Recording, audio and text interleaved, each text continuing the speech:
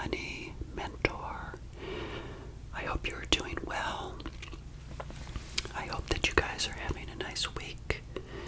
And thank you for joining me on today's episode.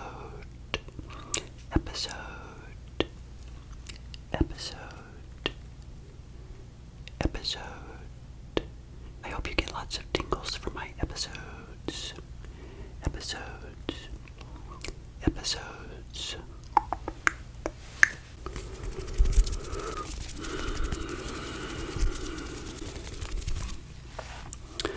I hope you enjoyed the first case study / success story a couple days ago, where I talked through Mark's finances, age 53 years old and doing great, ready to go into the wild, wonderful world of early retirement.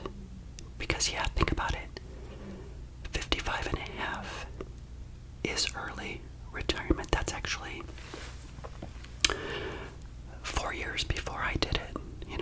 I'll be 59, so yeah, 5 years, I guess, right? Come on, Evan, do the math. 55, 6, 7, 8, 9, 4 years, something like that. Anyway, it's been a long day, as you can see. I hope you guys had a great day. Thank you for joining me. Maybe some of you are considering early retirement. Maybe Monday's episode gave you some inspiration to think about what's truly possible in your life if you are intentional with your money.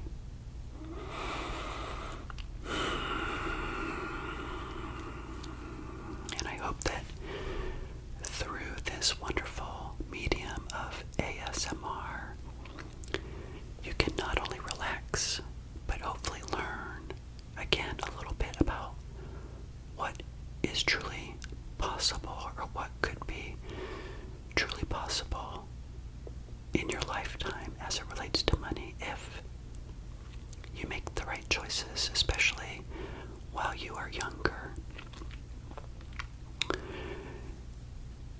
Because trust me, you will look back one day and be so thankful that work will be optional.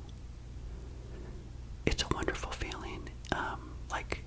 Just let me share a little bit about my situation. I was broke at 40. For those of you that are new to the channel, I had a bankruptcy at age 29. I was living paycheck to paycheck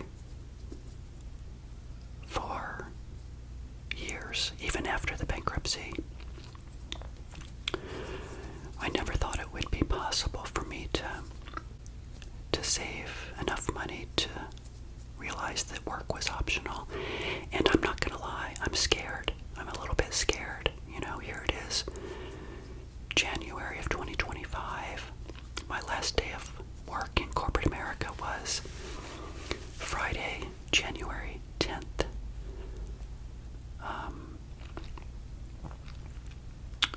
I can't believe I actually pulled the trigger. It was a slow, gradual process over the past several years, and I did it. And now I look at my budgets, and I'm still processing, and I want to share this with you because it's so important, because I want you to know that if you decide to retire, whether early or not, or even if you're still just building your wealth, this is what you have to look forward to, which is something amazing, is that again, work is optional. And I want you to live vicariously through me a little bit. Rather than me sitting here producing videos saying how broke I am, which get a lot of views and stuff like that probably, I'm sharing with you what is possible. Even at a very moderate income, I was making $40,000, 20 years ago. And I was slowly making a little bit more every year, 5%, 6%, sometimes only 3% more per year. But But I made the right decisions with the money that I had, and I did not try to keep up with people that I did not know. And so it's a wonderful feeling. And what I'm experiencing right now, if you will let me just take a few minutes and talk about this, it's a little bit therapeutic for me, and I hope it's relaxing for you. What I'm experiencing is for January, I just spent, $750 approximately paying my bills, my condo association, electric, my dental insurance, and then food, gas, fun. And actually, as you guys know, food, gas, and fun is going to a credit card at 0%, so I'm not paying that back. I'm collecting it on that credit card, so really I spent more in January, if that makes sense. If you add, I guess, the 700 plus then food of about 100 a week or something. So I spent more, obviously, but I had to schedule those payments for my association, electric, the dental insurance. And I had no money in my checking account. I had $5. I had to pull money from my savings, obviously, into my checking account. And that's something I've never done. I always have money coming in, right? I got paid. Boom. Every 2 weeks, boom. Every 2 weeks, boom. There's a paycheck. Yeah. That's something you have to let go of. And know that you are now completely 100% free. So I'm just going through that transitional period. It's going to take me, some people say it takes about a year to really regroup and feel like it's the norm. Just like right now, I think I shared with you, I joined a gym, so it's going to take a good 3 weeks to feel like that's my routine, that I'm replacing my job with going to the gym. My new job is going to the gym. That's how you have to train your brain to think and not miss doing something, because I could not miss showing up for work, ever. So anyway, I just want to take a moment and share that with you. And also to share with you just a couple of things in this episode that I pretty much think I'm going to title that, building wealth is like building a YouTube channel, which I'll get to here in just a moment. But I wanted to also mention that in talking to one of my coworkers, I'll call him Steve, now that I left the company, we were kind of talking, and he said, "Oh, can you tell me how much money you make now?" I'm like, "What? No, I'm not going to tell you." But anyway, I gave him a ballpark, and then he said, "Well, I make $78,000. I was like, okay, and this is a person that is interested in personal finance, but people shy away from the topic. Sometimes they may not be that willing to give all the details, which is fine. I mean, I talk a lot about money, and I think a lot about money, but that doesn't mean that everybody does. And I understand that in society we can't just walk around saying how much money we have. I wish we could. It's a real pet peeve of mine, to be quite honest with you. Why do we have such a stigma about money? I think it's because most people don't have it. And obviously they don't want to talk about it, right? But anyway, I told Steve that I could help him free of charge if he wants. Now he's going to have to reach out to me because I'm not going to hound him, but I could create a budget for him, because I said, "Steve, do you have a budget?" He's like, "No." And I started thinking that, most people don't think about money as much as I do.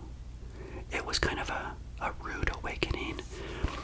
When I was talking about Mark on Monday's episode, the success story, people like that, they're hard to find. They're hard to find. People, friends that want to openly share with you what they're doing so that you can learn. It's very frustrating to me. But anyway, let's switch gears and talk about the content of this episode. Why is growing a YouTube channel very much like growing wealth? I will expand on this topic. These are just my top of head thoughts that I wanted to share with you today. resonate and make sense to you, I hope, and I'll probably refine and talk about it more in future episodes. But let me just, start by saying YouTube is a tough thing to do well at. There are lots of YouTube channels out there that have 100 subscribers, 200 subscribers.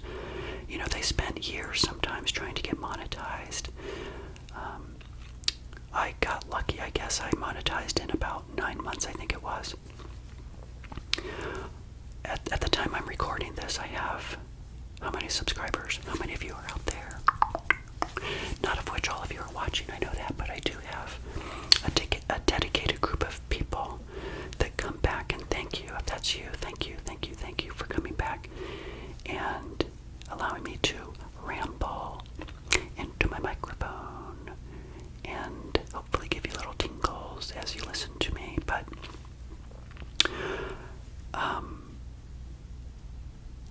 I think I have 2,300. Yeah, 2,300, and I'm recording this a couple weeks before you see it, I think, because I've been producing episodes into the future here just a little bit. But let's break this down.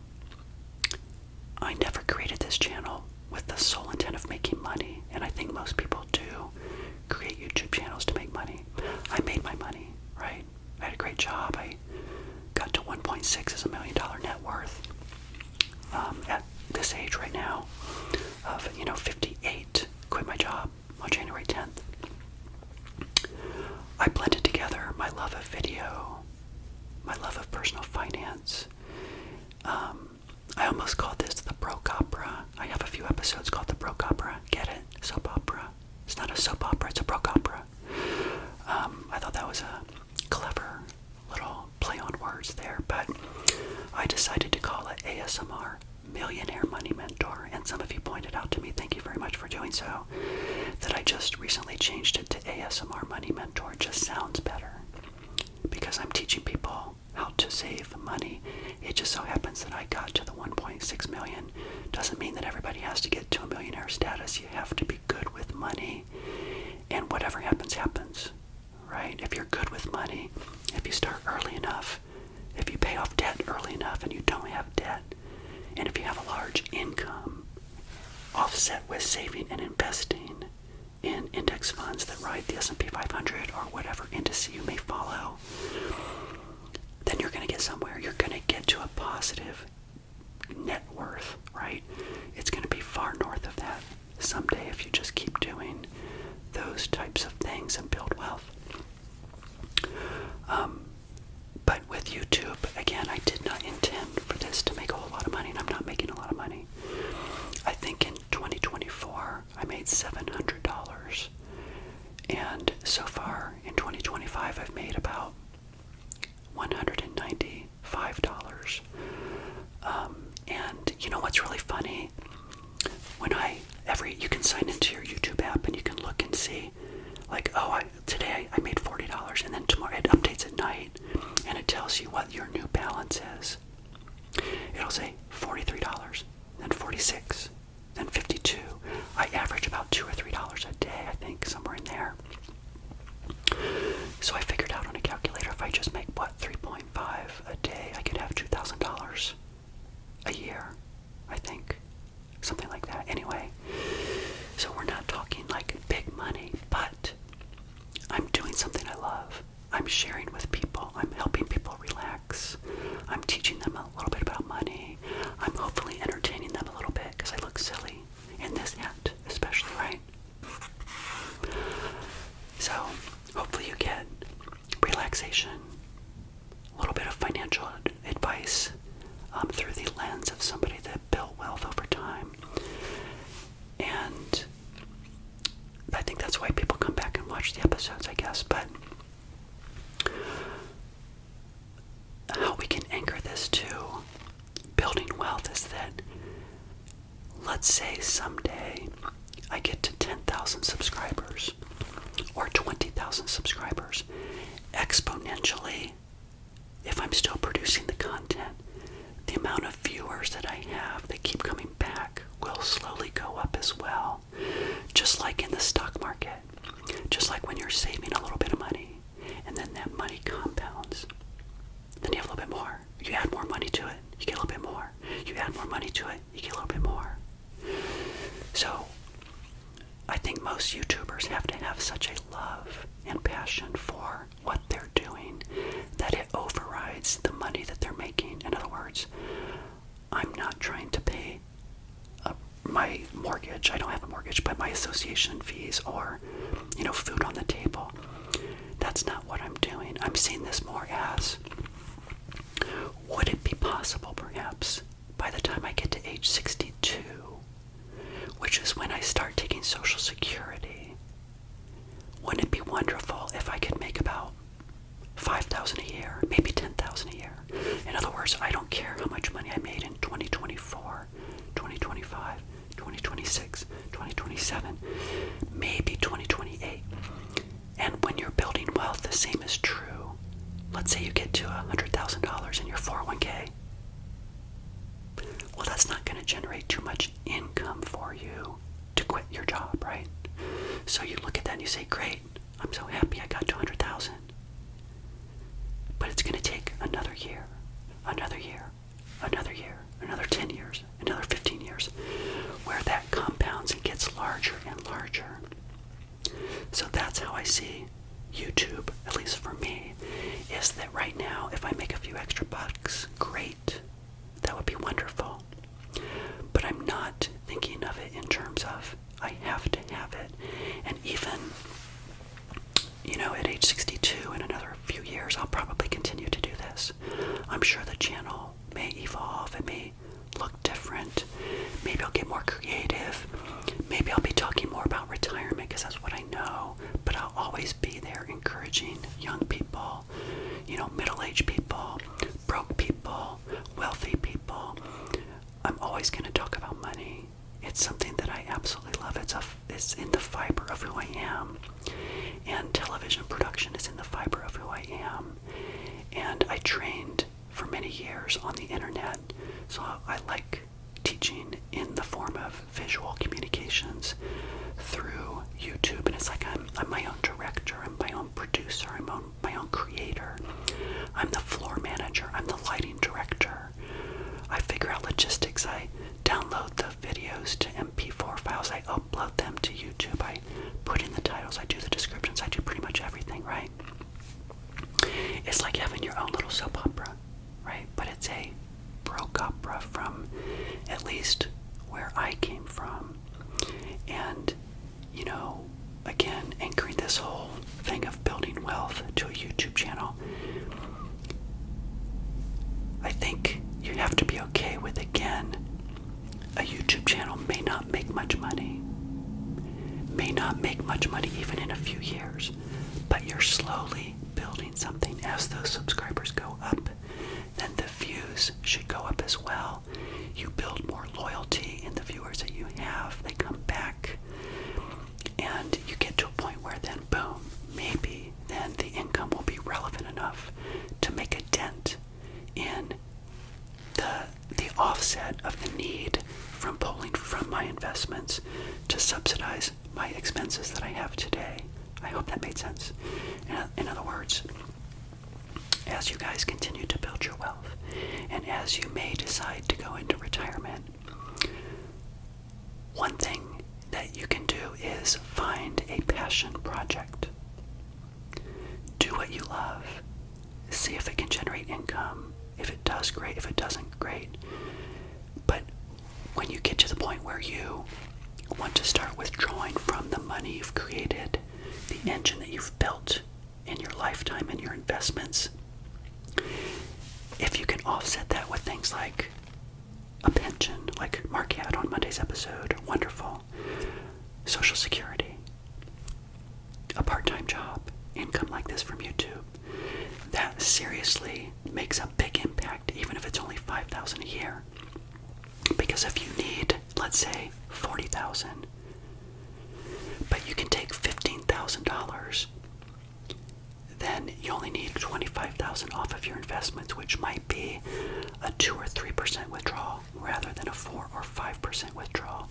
That means your money can last a whole lot longer. So that's how building wealth in my mind is like growing a YouTube channel. So thank you so much for joining me today, guys. If you like content like this, give me a thumbs up. Consider subscribing if you have not done so. And I will see you next time.